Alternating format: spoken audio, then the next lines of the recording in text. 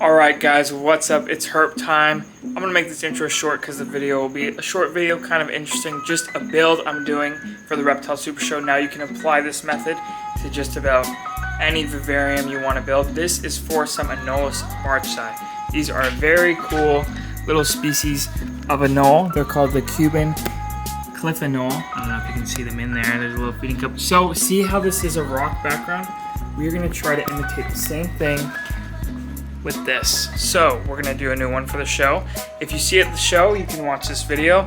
If you see it after, this will still exist. So I'm gonna use these rocks. I got it all set up so we can film down how I'm gonna set up these rocks, and then after I set up the rocks, I'm gonna foam them in. That's basically it. So let's just get into it. It's really mostly personal taste how you do it. So a lot of so's, but let's get into it. So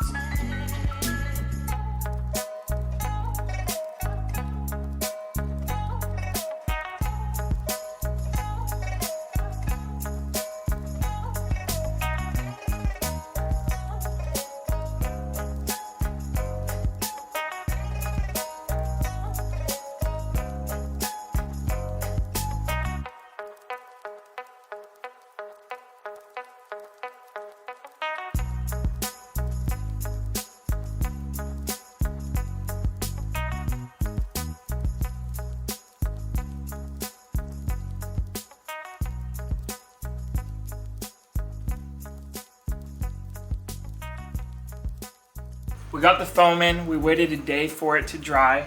It obviously expands a lot, so we're gonna cut away the excess, and then after we cut away the excess, we are gonna put the silicone and sand and gravel and whatever else I'm gonna use on it. So let's just get to cutting, I guess. You can use a blade, or honestly, this is honestly the best way to do it that I've found,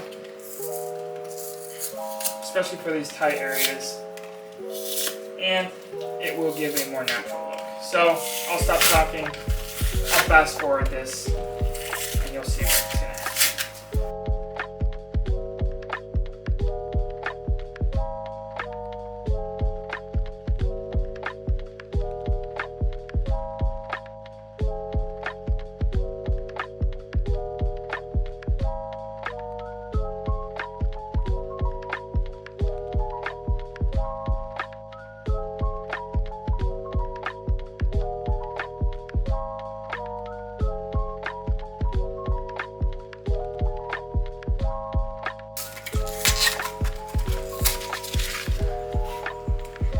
And voila, that is the finished product. Now I have to go get the silicone and sand, and we will finish her up. What I'm gonna do now is mix some silicone.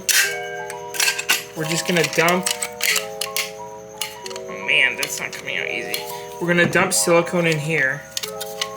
All right, we're gonna put a whole tube. We're gonna use 2 tubes for this project. Now make sure you have a ventilated room or you don't mind the smell of freaking vinegar, because this is what this stuff smells like, and it's pretty dang intense. It's not fun. Now once it's all said and done with the first tube of silicone, you got it all in your bin that you're gonna throw away. This bin was junk, I don't have the lid for it. I'm done with it, so we're gonna dispose of it after this use, and that's about it. That's all the silicone in that tube. Throw it away. Now, we are making sand-colored silicone with real sand. We're gonna mix it in here. Mix the silicone with the sand. Make a paste. Just so the silicone doesn't look so bad when you add it on first. And we're going to put another layer of silicone that will cover this, but this is just the base to get it going. And you can see that looks a lot like the rocks in the cage. So now we're going to apply it to the rocks. Now this will get messy. You'll want gloves for this. I'm using whatever. And we're gonna put our gloves on. We're gonna get to it.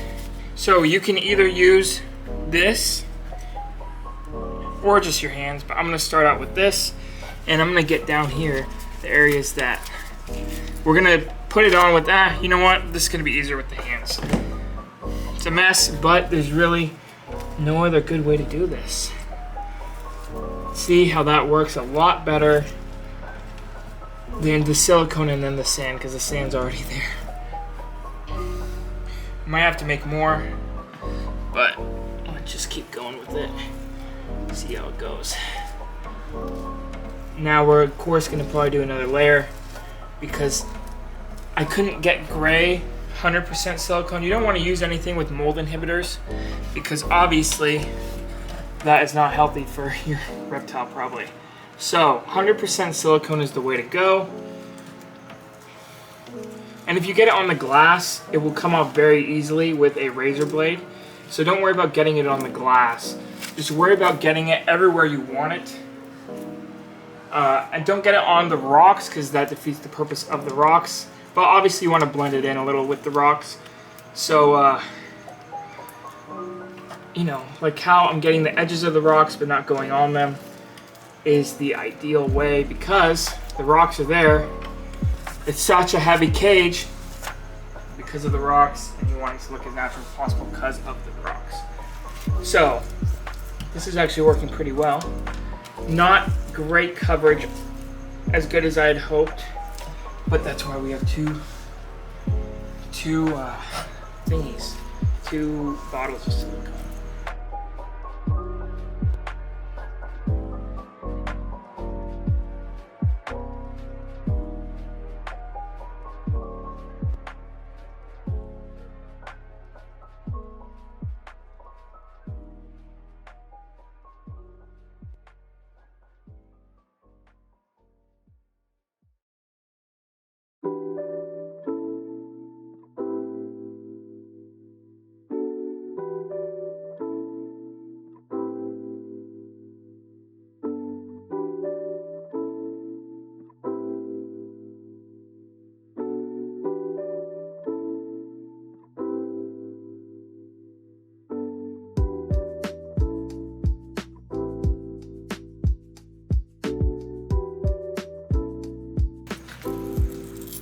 We'll take this, we're gonna clean off the excess.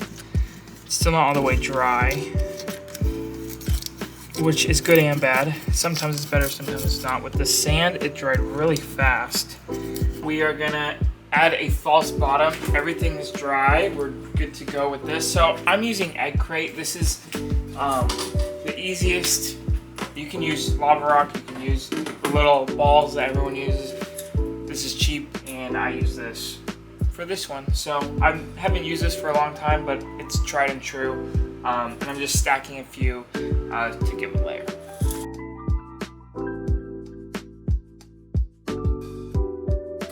Like that, just like that. And then we put some window screen.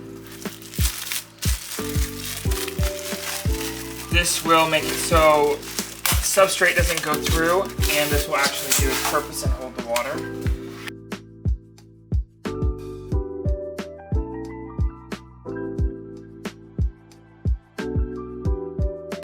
I'm using peat moss, and then I'm going to use sphagnum just to aerate it a little. So, and then we're going to put the sand on top. I love sphagnum moss, if you couldn't tell. If you watch any of my other videos, you can tell. Sphagnum moss is a savior for me. I use it almost always.